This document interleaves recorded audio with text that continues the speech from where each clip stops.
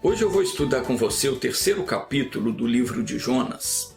Antes, porém, eu quero dar uma palavrinha que está no livro do profeta Isaías, no capítulo 41, versículo 6.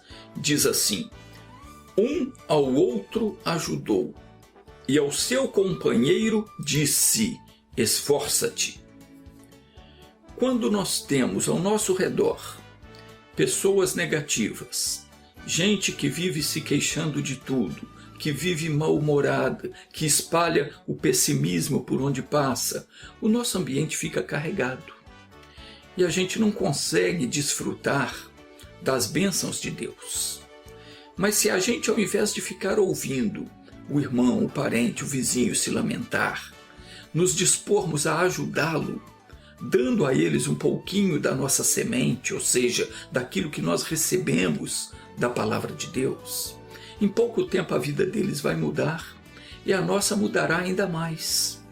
É como o caso daquele fazendeiro que todo ano ele ganhava o prêmio do Festival do Milho, porque o milho que ele colhia era de excelente qualidade. Um dia foram entrevistá-lo e perguntaram para ele como é que ele fazia para colher sempre o melhor milho. E ele respondeu: é simples. Eu sempre dou da minha semente, da minha melhor semente, para os vizinhos. Então o repórter retrucou: mas eles não estão competindo com o senhor? E o senhor ainda dá da sua melhor semente para eles? Pode me explicar por que o senhor faz isso? E o fazendeiro explicou: é por causa do vento. O vento leva o pólen de um campo para o outro. E se os meus vizinhos cultivam um milho inferior, a polinização vai degradar a qualidade do meu milho. Então eu dou a melhor semente para eles plantar lá, porque se eu quero ter o melhor milho, eu tenho que ajudar os meus vizinhos a melhorar o milho deles. Meu irmão, quando você vive num ambiente onde todas as pessoas seguem a mesma fé, a vida se torna bem mais fácil. Bom, vamos voltar então ao nosso estudo. Se você não viu as duas primeiras partes, você deve assistir e deve participar da oração. Da semente que eu recebi de Deus eu tenho dado para vocês. E sinceramente eu espero que vocês também plantem essa semente. Eu recomendei que assistissem o vídeo 169, mas parece que ninguém se importou. Que pena. Estão desprezando a boa semente. Mas voltando então ao livro de Jonas, só para a gente lembrar, Jonas havia recebido ordens de Deus para pregar contra os assírios. Mas de início ele não quis obedecer, ele tinha os seus motivos pessoais. Além do medo de falar contra um povo rebelde, bárbaro, Jonas no coração dele desejava a ruína daquele povo, por causa de todo o mal que aquele povo já havia causado a Israel. E isso muitas vezes acontece com a gente. A pessoa nos causa algum mal, nos dá algum prejuízo, fala algo que não gostaríamos de ouvir, faz coisas que nos prejudicam, e nós não chamamos essa pessoa de lado e não repreendemos ela de acordo com a palavra de Deus. Muitas vezes no nosso coração nós chegamos a dizer: ela que se dane, que se estrepe, que se dê mal para aprender a não fazer mais o que fez. Talvez Jonas tivesse isso no coração. E quando Deus mandou que Jonas pregasse para aquele povo, ele deve ter pensado: o quê? Eu pregar para aquele povo? Eles são maus, eles não querem saber de Deus, que se dane. Eles que fiquem lá com seus deuses, que sejam destruídos. Jonas não queria o perdão daquele povo. E muitas vezes nós fazemos isso. Nós vemos a pessoa no erro e não nos importamos. Nós sabemos que aquilo ali vai levar ela para a perdição. Mas nós não temos coragem de chegar e dizer: olha, essa sua atitude não é boa. Deus não está se agradando do que você anda fazendo. E esses deuses que você anda cultuando não têm poder para te livrar, para te ajudar. Jonas, então, ele fugiu. Ele pegou um navio que ia para o lado oposto de Nínive, mas Deus impediu que o navio seguisse viagem. Mandou uma grande tempestade, os marinheiros começaram cada um a clamar ao seu Deus, e quando eles souberam que Jonas era o problema, eles lançaram Jonas na água. E Deus então mandou um grande peixe para engolir Jonas e deixou Jonas ali 3 dias e 3 noites. Quando Jonas percebeu então que Deus estava sendo bom demais para com ele, porque havia livrado ele da morte, porque senão ele ia morrer afogado, Jonas então orou arrependido de não ter obedecido ao Senhor e grato por Deus tê-lo livrado da morte. E Deus então deu ordens ao grande peixe para vomitar Jonas na praia e deu a Jonas uma nova chance. No capítulo 3 diz o seguinte: veio a palavra do Senhor segunda vez a Jonas dizendo: levanta-te, vai à grande cidade de Nínive e prega contra ela a pregação que eu te disse. Meu irmão, nós temos que falar aquilo que Deus nos manda falar. Muitas vezes eu falo coisas aqui que não agrada quem está ouvindo. Mas eu não conheço a vida de ninguém. Eu falo aquilo que Deus põe no meu coração para falar. Deus disse para o Jonas: vai e prega contra a cidade a pregação que eu te disse. Deus nem sempre fala aquilo que nós gostaríamos de ouvir. Muitas vezes a palavra é de repreensão por algo ruim que nós estamos fazendo. A verdade é que ninguém gosta de ser chamado a atenção. Mas o Deus que conhece todas as coisas sabe das tramas do inimigo, cujo propósito é nos destruir. Deus sabe como o demônio age, e por esse motivo é que ele nos adverte a deixar o caminho do erro. Sábia é a pessoa que se deixa instruir, porque o Senhor repreende aquele a quem ama, assim como o pai ao filho a quem quer bem. Pois o Senhor disciplina a quem ama e educa todo aquele a quem recebe como filho. O apóstolo Paulo disse: se suportais a correção, Deus vos trata como filhos. Porque que filho há a quem o pai não corrija? Mas se estais sem disciplina, quer dizer, se você não aceita a correção de Deus, da qual todos são feitos participantes, então não sois filhos legítimos, mas bastardos. Do mesmo modo que tivemos os nossos pais, segundo a carne, que nos educavam e nós os respeitávamos, quanto mais devemos obedecer ao Pai dos Espíritos, para que tenhamos vida. Porquanto nossos pais nos disciplinavam por um espaço curto de tempo, da forma que melhor lhes parecia. Deus, entretanto, nos corrige para o nosso bem maior, a fim de que possamos participar plenamente da sua santidade. Toda correção, de fato, no momento em que ocorre, não nos parece ser motivo de contentamento, mas de frustração e tristeza. Mais tarde, no entanto, produz fruto de justiça e paz para todos aqueles que por ela foram disciplinados. O Senhor mandou Jonas pregar contra o povo de Nínive, porque se de fato aquele povo não se arrependesse das suas atitudes, eles seriam destruídos. E Deus determinou um prazo, 40 dias, para que se arrependessem dos seus maus caminhos. E desta vez Jonas obedeceu a Deus. No versículo 3 diz assim: e levantou Jonas e foi a Nínive, segundo a palavra do Senhor.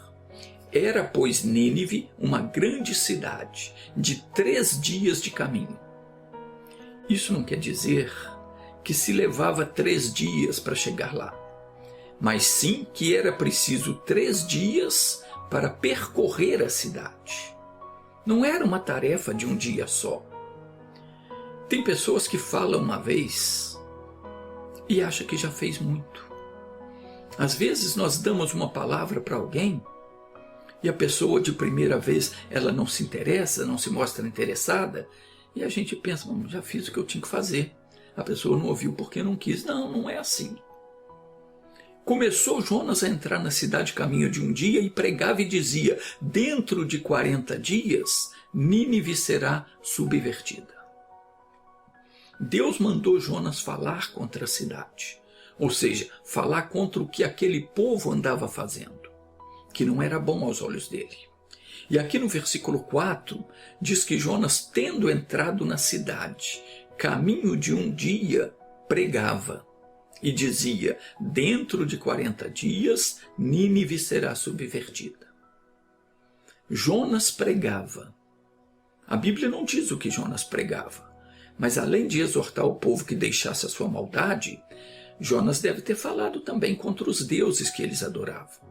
Os ninivitas eram idólatras, como eu também já fui, e como muitos ainda são. Jonas, certamente, também pregou contra o adultério, prostituição, abusos e muitas outras coisas que aquele povo fazia. Ele pregava e dizia: dentro de 40 dias, Nínive será subvertida. Eu acredito que Jonas também deve ter pregado sobre a misericórdia de Deus, porque os homens de Nínive creram em Deus e proclamaram um jejum.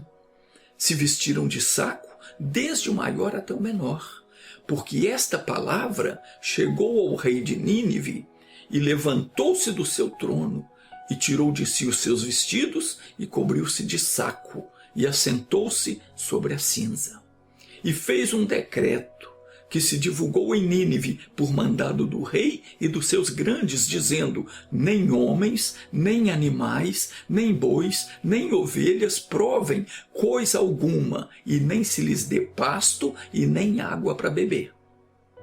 Mas os homens e os animais estarão cobertos de sacos e clamarão fortemente a Deus, e se converterão, cada um do seu mau caminho e da violência que há nas suas mãos. Quem sabe se Deus não atentará para nós e se arrependerá e se apartará do furor da sua ira, de sorte que não pereçamos. Meu irmão, minha irmã, a Bíblia não é um livro de histórias. É Deus falando conosco. É Deus nos advertindo que se não deixarmos de praticar o pecado, nós seremos destruídos. Nós fomos criados para desfrutarmos da vida eterna ao lado do nosso Pai. Mas se não deixarmos o pecado, vamos passar a eternidade no inferno. Isso é muito mais sério do que você pensa. Tem gente que acha que pode fazer tudo e que na hora da morte é só pedir perdão, que Deus perdoa. Quem te garante que você vai ter tempo para pedir perdão? Além do mais, para ser perdoado, é preciso haver arrependimento sincero e mudança de atitude. No livro do profeta Isaías, o Senhor fala sobre duas condições que nós temos de seguir para ficarmos livres do sofrimento. Diz assim: lavai-vos, purificai-vos, tirai de diante dos meus olhos a maldade dos vossos atos, cessai de fazer o mal. No capítulo 26, o profeta diz assim: tu conservarás em paz aquele cuja mente está firme em ti, porque ele confia em ti. Na versão King James diz: tu guardarás em perfeita paz aquele cujo propósito está alicerçado em ti, porquanto deposita em ti toda a sua confiança. Quando você confia em Deus e o seu propósito é firme, pode ter certeza que você vai ser conservado em perfeita paz. O que significa isso? Significa que nada vai perturbar você. Na sua vida não haverá doença, não haverá escassez, não haverá turbulência. Por quê? Porque Deus prometeu te conservar em perfeita paz. E Ele cumpre aquilo que Ele promete. O apóstolo Pedro escreveu dizendo: mas o dia do Senhor virá como ladrão de noite. Que quer dizer? Virá de repente, quando ninguém estiver esperando, no qual os céus passarão com grande estrondo, e os elementos ardendo se desfarão, e a terra e as obras que nela há se queimarão. A Bíblia garante que tudo isso que existe hoje será destruído pelo fogo. E Pedro continua dizendo aqui: havendo, pois, de perecer todas estas coisas, que pessoas vos convencer em santo trato e piedade.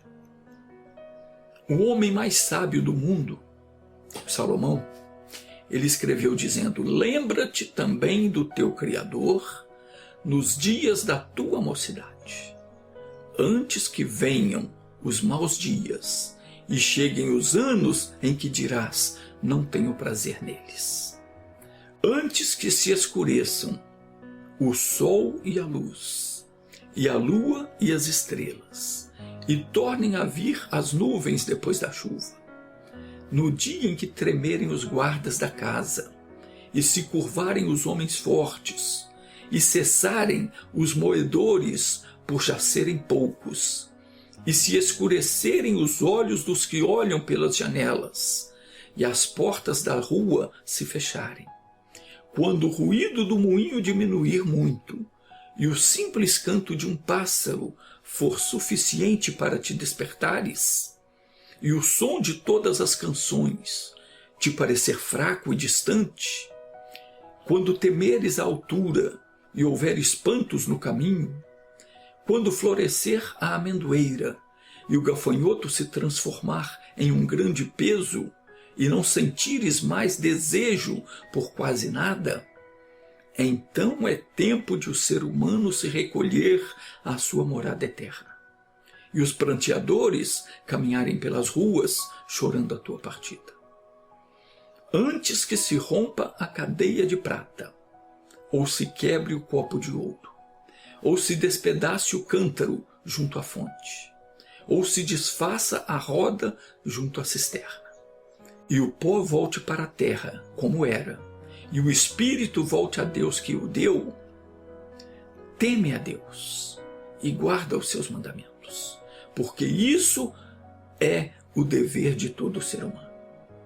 Porque Deus há de trazer a juízo toda a obra, e até tudo o que está encoberto, quer seja bom, quer seja mal.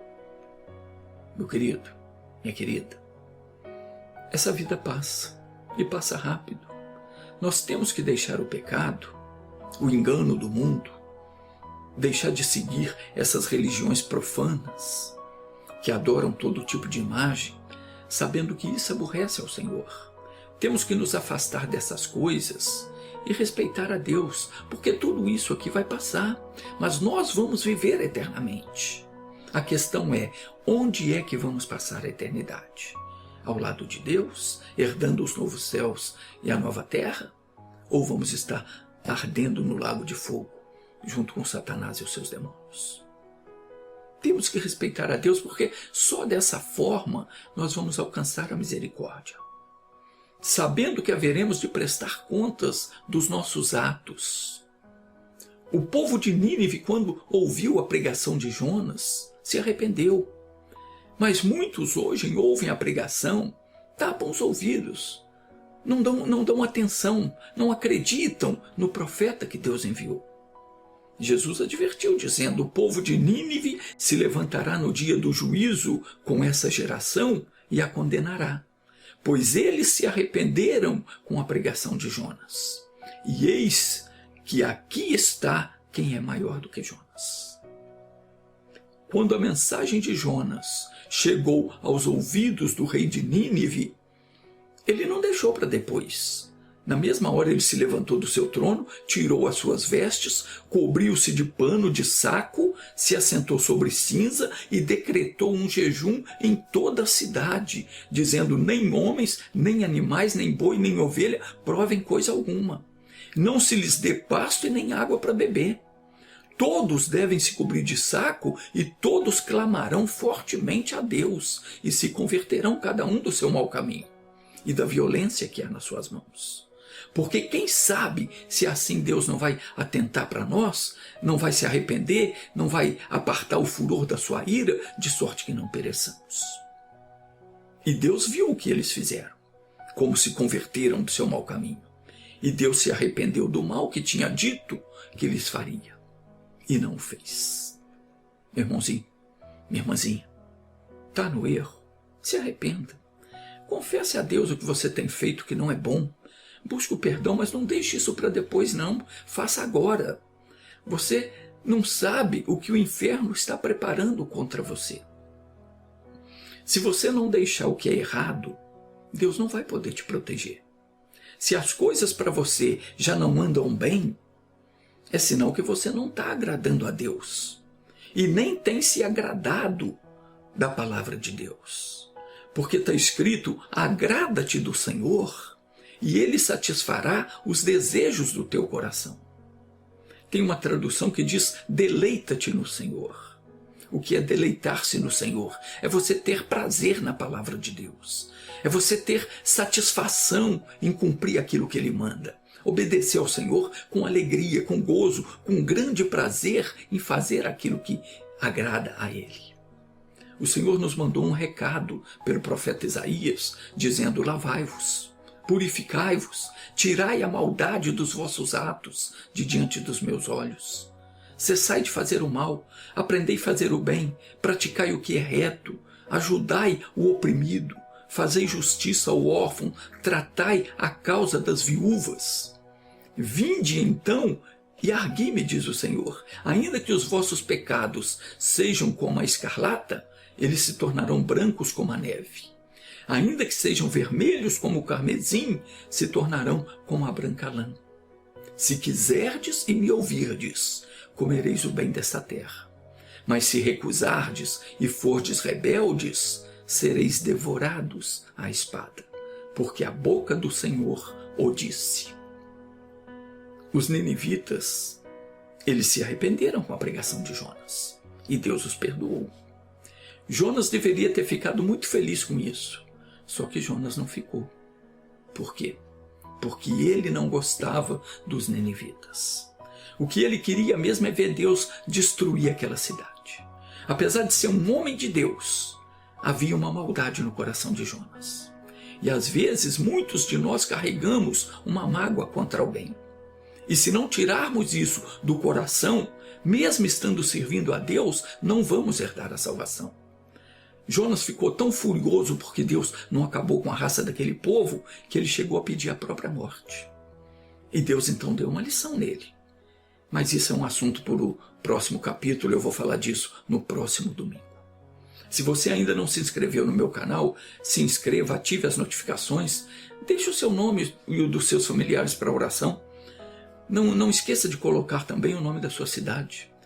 Deixe-me orar agora. Antes, porém, eu quero parabenizar a dona Flávia Menezes, que fez aniversário no último domingo, dia 26. Flávia, meus parabéns. Continue firme na fé, porque Deus tem coisa grande para você. Deixe-me orar agora. Feche os seus olhos, meu Pai. Aquele povo se converteu com a pregação de Jonas. Que a minha pregação seja também de algum préstimo para essa pessoa que me assiste. Que o teu amor e a tua misericórdia alcance esse coração e que essa pessoa verdadeiramente encontre a salvação. Que isso não fique só nas palavras, mas que ela realmente se converta e busque fazer a tua vontade. E que ela também seja enviada a pregar a tua mensagem a todos os parentes, amigos e vizinhos. Meu Deus, derrama a tua unção sobre esse trabalho que vem sendo feito e que ele seja de muita serventia para ganhar almas para o teu reino. Quebra, Pai, as barreiras que têm impedido esses vídeos de alcançar mais vidas. Meu Pai, que a tua mão seja sobre todas essas pessoas que me acompanham pelas redes sociais, curando, libertando, fazendo prosperar cada uma dessas vidas que tens chamado para fazer parte da família divina. Em nome de Jesus eu te agradeço. Amém.